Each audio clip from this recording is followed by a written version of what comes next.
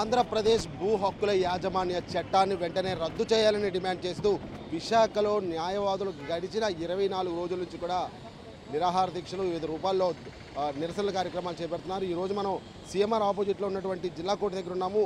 న్యాయాన్ని కాపాడాల్సినటువంటి న్యాయవాదులు ఈరోజు నిజంగా న్యాయం కోసం పోరాడుతూ ఈరోజు రోడ్ల మీద తమ హోందాతనాన్ని కూడా వదులుకొని ఈ విధంగా రోడ్ల మీదకి వచ్చి ఈ ప్రజా వ్యతిరేక చట్టాన్ని రద్దు చేయాలని డిమాండ్ చేస్తూ అయితే కనుక న్యాయవాదులు చేసినటువంటి పోరాటానికి ప్రజల మద్దతు కూడా లభిస్తుందని చెప్పుకోవడంలో ఎటువంటి అతిశయోక్తి లేదు. ఎందుకంటే నిన్న కలెక్టర్ ఆఫీస్ దగ్గరికి వచ్చినటువంటి న్యాయవాదులకి ప్రజలు ఏ విధంగా మద్దతు తెలిపారనే విషయం స్పష్టంగా మీరందరూ కూడా చూసారైతే మనతో మాట్లాడడానికి నిరసన చేసినటువంటి న్యాయవాదులు ఉన్నారు. వారిని అడిగి తెలుసుకునే ప్రయత్నం చేద్దాం. సార్, ఏంటి సార్, ప్రజల కోసం మీరు చేసినటువంటి ఈ న్యాయ పోరాటం నిజంగా ప్రభుత్వం దృష్టికి వెళ్తుందా? నిజంగా ప్రభుత్వం మీ డిమాండ్ల పరిష్కారం దిశగా ముందుకు వెళ్తుందని ఆశ మీలో కలిగిందా లేదా? మేమైతే ఎటువంటి ఆశలోని లేవండి. ఖచ్చితంగా మా పోరాటం మాత్రం చేస్తాం. ప్రభుత్వం లొంగి ఈ చట్టాన్ని రద్దు చేస్తే పర్వాలేదు, లేకపోతే ఈసారి ఎప్పుడూ చరిత్రలో లేని విధంగా చట్టాన్ని స్తంభింప చేస్తామని చెప్పి తెలియజేస్తున్నాం. అయితే ప్రత్యేకంగా ఈరోజు న్యాయవాదులు ఎందుకు ఈ దీనికి పోరాడుతున్నాం అని అంటే, ఇది ప్రజలకి ఎట్టి పరిస్థితుల్లోనే అవగాహన లేని చట్టం అండి. ఈ చట్టం వలన ప్రజలకి ఏం జరుగుతుందో అర్థమయ్యే లోపుని వాళ్ళ తాలూకా స్థిరాస్తులన్నీ కోల్పోతారు.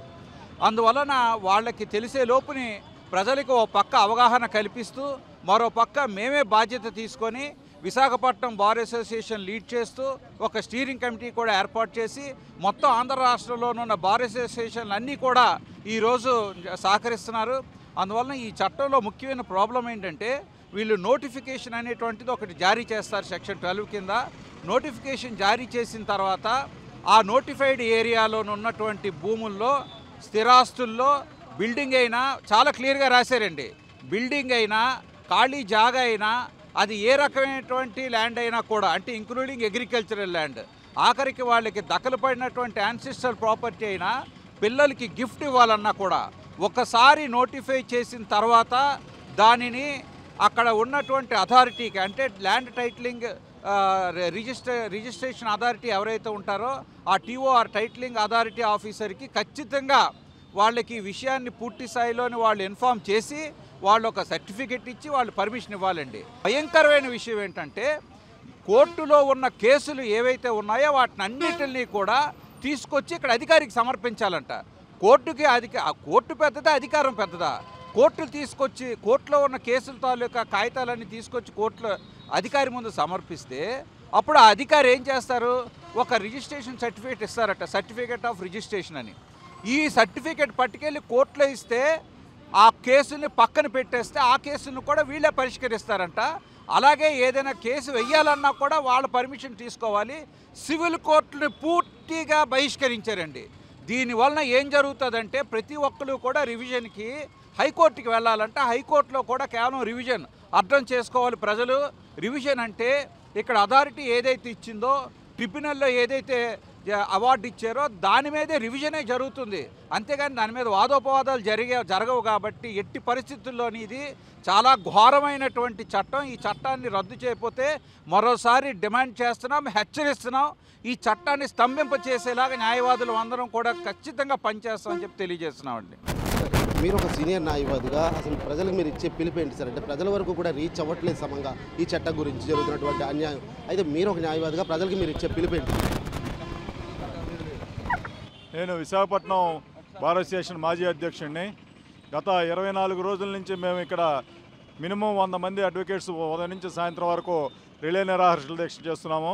అదేవిధంగా రాష్ట్ర వ్యాప్తంగా కూడా ఈ చట్టం వ్యతిరేకంగా మొత్తం అందరూ కూడా కోర్టులు బహిష్కరించి 50,000 మంది పైగా ఈ చట్టానికి వ్యతిరేకంగా ఆందోళన చేస్తున్నారు.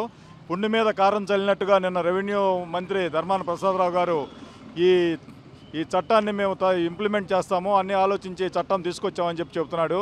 ఎందుకంటే సిట్టి కేసుల్లో నెంబర్ 1 ముద్దాయిగా ధర్మాన ప్రసాదరావు వాళ్ళ కొడుకు ఉన్నారు.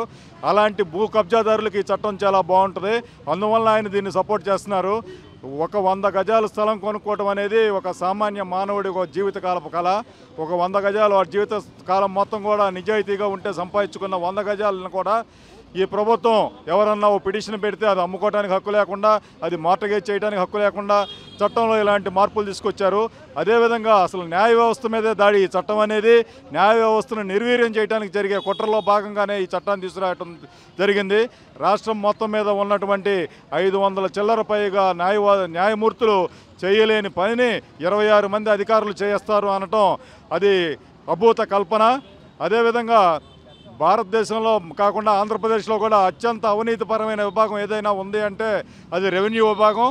వాళ్ళకే పూర్తి హక్కులు కలిగిస్తూ తీసుకున్న ఈ నిర్ణయం ఎన్నో అరాచకాలకు దారితీస్తుందని చెప్పి ఈ సందర్భంగా చెప్తున్నాను. ఇవన్నీ కూడా కొంతమంది బలవంతులు, పెట్టుబడిదారులు వాళ్ళ భూములు రాష్ట్రంలో ఉన్న భూములన్నీ కబ్జా చేయడానికి ఒక పకడ్బందీ ప్లాన్ ప్రకారం ఈ చట్టాలు తీసుకొచ్చారు. కాబట్టి అందరూ మధ్యతరగతి వాళ్ళు, పేదవాళ్ళు, అల్పాదాయ వర్గాలు, మైనారిటీలు, ఎస్సీ ఎస్టీలు వీళ్ళందరికీ ఈ చట్టం వల్ల ఎక్కువ ప్రమాదం ఉంది. వీళ్ళందరూ కూడా వచ్చి ఉద్యమించాల్సిందిగా నేను కోరుతున్నాను.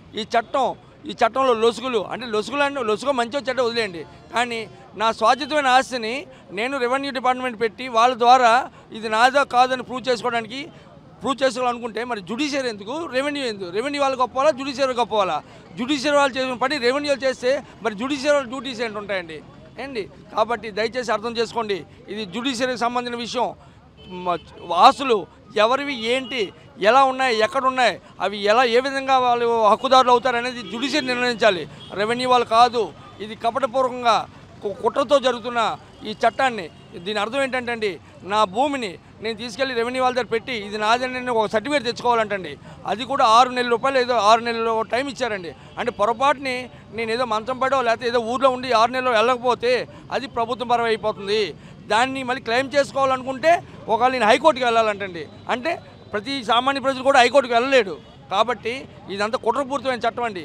ఈ చట్టాన్ని రద్దు చేసి యథావిధంగా ఎప్పుడున్నటువంటి రాజ్యాంగంలో ఎప్పుడున్న సూత్రాన్ని అమలుపరచాలని న్యాయవాదులుగా మా విన్నపం అండి.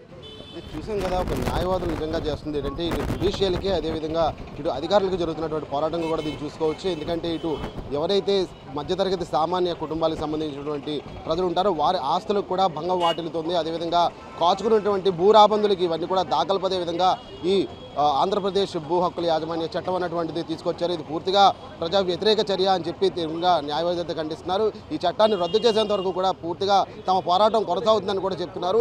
అయితే ఇప్పుడు ప్రస్తుతం అయితే కనుక పోరాటం ఎంతవరకు వెళ్ళినా సరే కొనసాగిస్తాము. చట్టం ఈ మార్పు వచ్చి యథావిధిగా పాత రాజ్యాంగం ఏం చెప్పిందో అదేవిధంగా ఈ భూ హక్కుల చట్టాన్ని కొనసాగిస్తేంత వరకు కూడా తమ పోరాటం ఆగదని చెప్పి స్పష్టంగా చెప్తున్నారు. అదేవిధంగా ప్రజలు కూడా పూర్తిగా ఈ చట్టం మీద అవగాహన తెలుసుకోవాలి, ప్రజలు కూడా పూర్తిగా ఈ చట్టాన్ని వ్యతిరేకించాలని చెప్పి న్యాయవాదులు అయితే కనుక కోరుతున్న పరిస్థితి. ఇది ప్రస్తుతం విశాఖపట్నంలో న్యాయవాదులు చేసినటువంటి పోరాటాలకు సంబంధించిన సమాచారం. వీడియో జర్నలిస్ట్ జనాతో ప్రసాద్ ఎంపీ విశాఖపట్నం నుంచి.